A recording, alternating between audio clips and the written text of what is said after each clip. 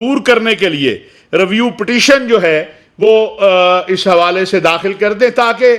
جو انتشار پھیلانے والے ہیں وہ اپنا انتشار نہ پھیلا سکیں۔ ہم کسی کو بھی یہ بات کی اجازت نہیں دے سکتے کہ وہ رسول اللہ صلی اللہ علیہ وسلم کا نام لے کر یا مقدسات کا نام لے کر پاکستان کے اندر ایسا ماحول پیدا کرنے کی کوشش کرے کہ جس سے خدا نخواستہ انتشار کی کیفیت پیدا ہو۔ الحمدللہ جیسے میں نے عرض کیا کہ یہاں ہر فرد جس نے لا الہ الا اللہ محمد الرسول اللہ پڑھا ہے وہ عقیدہ ختم نبوت کا چوکیدار ہے، اور پاکستان مختلف مذاہب اور مختلف مسالک کے ماننے والوں کا ملک ہے۔ پاکستان کا آئین، قانون، دستور قرآن و سنت کے تابع ہے، اور پاکستان کے اندر رہنے والے مسلم ہوں یا غیر مسلم ان کی مذہبی آزادی جو ہے وہ پاکستان کے آئین، قانون اور دستور نے طے کر دی ہوئی ہے۔ اس کے اندر ہر چیز ہمارے آئین اور قانون اور دستور میں موجود ہے۔ اور پھر یہ میں صرف ان لوگوں کی یاد دہانی کے لیے جو شر پھیلانا چاہتے ہیں یا صرف اس عمل پر سیاست کرنا چاہتے ہیں ان سے کہنا چاہتا ہوں یہ ایک قانونی معاملہ ہے۔ اس کے جو متعلقہ وکلاء ہیں، متعلقہ جو لوگ ہیں الحمدللہ ہمارے ساتھ رابطے میں ہیں، اور جو بھی قانونی اعتبار سے امور ہوں گے وہ انشاءاللہ عدالت کے اندر طے ہوں گے، عدالت کے اندر جائیں گے۔ سڑکوں پر، چوکوں میں، چوراہوں میں اس سید المرسلین صلی اللہ علیہ وسلم کے نام پر جو امن کا پیغام لے کر آئے، جو رحمت للعالمین ہے، اور اس پر سیاست میں سمجھتا ہوں کہ اس پہ سیاست تو سب سے بڑا جرم ہے۔ یہ تو ہمارا ایمان اور عقیدہ ہے ختم نبوت جو ہے۔ تو ہماری گزارش سپریم کورٹ سے بھی یہ ہے کہ اس حوالے سے جو ابہام پیدا ہوا اس کی اگر کہیں کوئی الفاظ کا معاملہ ہے تو اس کی وضاحت ہو جائے۔ پنجاب حکومت اس کو جو ہے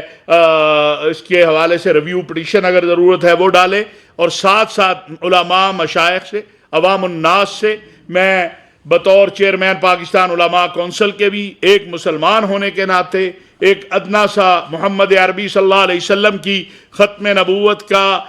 غلام ہونے کے ناطے عرض کرنا چاہتا ہوں کہ ہمیں پاکستان کے امن، سلامتی، استحکام کو اپنے سامنے رکھنا چاہیے، اور کوئی بھی ایسی کوشش جس سے ملک کے اندر انتشار پھیلے۔ آپ دیکھیں انتخابات 8 فروری کو ہوئے ہیں، کس پرامن انداز سے الحمدللہ جو ہے انتخابی عمل مکمل ہوا، حالانکہ بہت ساری دہشت گردی کی خبریں تھیں، سارا کچھ تھا۔ تو جب ہمارے ملک کی سلامتی اور استحکام کا معاملہ آئے، ہمارے دین کا معاملہ آئے، ہم سب ایک ہیں، اور انشاءاللہ کسی کو میں یہ بات عرض کرنا چاہتا ہوں، اگرچہ اس وقت سوشل میڈیا کے اوپر جو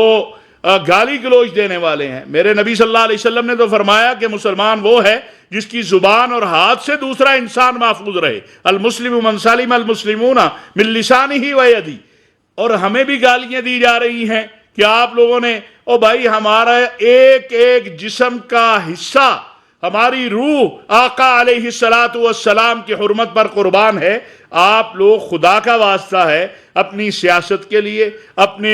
یہ میں یوٹیوبر دوستوں سے بھی کہنا چاہتا ہوں، سوشل میڈیا والوں سے، کہ اپنی ویورشپ کے لیے جو متفقہ مسائل ہیں، یہ متفقہ مسئلہ ہے، پاکستان کے آئین اور قانون میں طے ہو چکا ہے، اس کو کوئی خطرہ نہیں ہے، نہ کبھی خطرہ ہو سکتا ہے انشاءاللہ تعالی۔ اور اگر کوئی ایسی بات ہوتی تو سب سے پہلے ہم کھڑے ہوتے۔ ہمیں ہمارا دین ہماری دنیا سے بہت زیادہ عزیز ہے،